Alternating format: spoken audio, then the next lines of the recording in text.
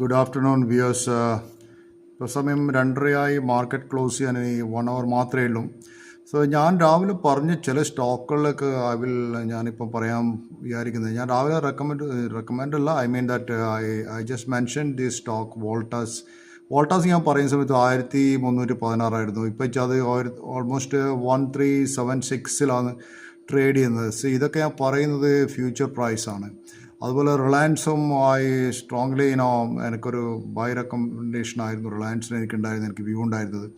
1160 വരുമ്പോൾ ഞാനത് ഒരു ബൈ ആയിട്ട് കൺസിഡർ ചെയ്ത് Reliance, even at this price Reliance I think is a good price. Almost Reliance ഇപ്പോൾ ചെയ്യുന്നത് 1178 ഫ്യൂച്ചർ പ്രൈസ് ചെയ്യുന്നത്. പിന്നെ ഞാൻ പറഞ്ഞു വേറെ സ്റ്റോക്കായിരുന്നു സ്റ്റേറ്റ് ബാങ്ക് ഓഫ് ഇന്ത്യ. 680 ലെവലിലൊക്കെ അതൊരു ബൈ സോണായിട്ട് എനിക്ക് തോന്നിയിരുന്നു. Currently now it is trading at 697.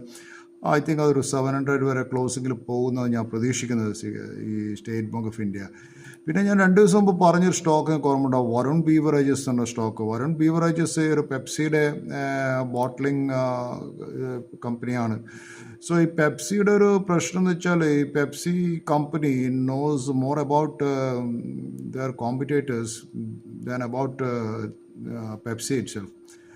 പെപ്സിൻ്റെ കോക്കും കമ്പയർ ചെയ്യുന്ന സമയത്ത് പെപ്സിൻ്റെ ഒരു വലിയൊരു ഇമ്പോർട്ടൻസ് കൊക്കോകോളേൻ്റെ വലിയൊരു ഇമ്പോർട്ടൻസ് പറയുന്നത് വെച്ചാൽ പെപ്സിക്ക് കോമ്പറ്റ് ചെയ്യാൻ പറ്റാത്ത ഒരു ഏരിയ എന്ന് വെച്ചാൽ ഈ കൊക്കോകോളേൻ്റെ ബോട്ടിലായിരുന്നു. അതിൻ്റെ ബോട്ടിൽ അതുപോലൊരു ബോട്ടിൽ അവർക്ക് ഒരിക്കലും പെപ്സിക്ക് ഡിസൈൻ ചെയ്യാൻ പറ്റിയിട്ടില്ല. അപ്പോൾ ഈ കൊക്കോകോളേൻ്റെ ആ ബോട്ടിൽ ഡിസൈനിങ് ഒരു യുണീക്ക് ഡിസൈൻ എന്നായിരുന്നു പറഞ്ഞു. എനിവേ ഞാൻ വരുൺ ബീവറേഴ്സിനെ കുറിച്ച് പറഞ്ഞു.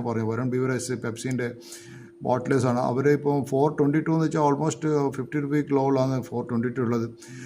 ഈ ഞാൻ പറയുന്ന സമയത്ത് ഓൾമോസ്റ്റ് സംവെയർ അറൗണ്ട് 420 ആയിരുന്നു. Now it is trading around 461. So Varun beverage A very strong stock.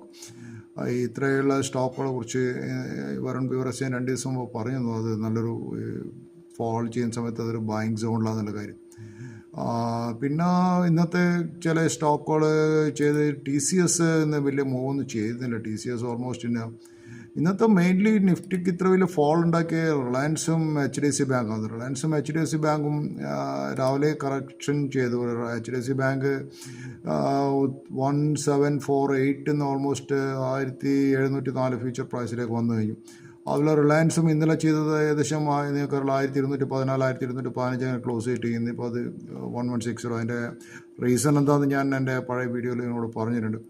So ഇതൊക്കെ ഇങ്ങനെയാണ് മാർക്കറ്റിൽ നിന്ന് എനിക്ക് തോന്നിയത്. പക്ഷേ മെയിൻലി അൾട്രാടെക് നന്നായി ചെയ്തിരുന്നു. കാരണം that it is coming in two wire cable business. Thank you.